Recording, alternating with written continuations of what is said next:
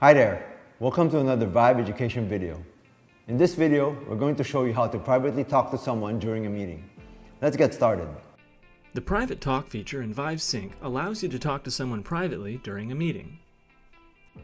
In a private talk session, only you and the person you're talking to can hear your conversation. Other meeting participants won't be able to listen in. To start a private talk session, first find the person you want to talk to privately. Aim toward his or her avatar, then select the Private Talk button that appears above. An invitation for a private talk session will then be sent to that person. After he or she accepts the invitation, you can start talking. Nobody else in the meeting will be able to hear your conversation.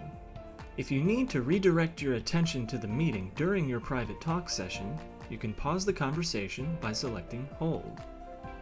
To resume your private talk session and continue the conversation, select Resume.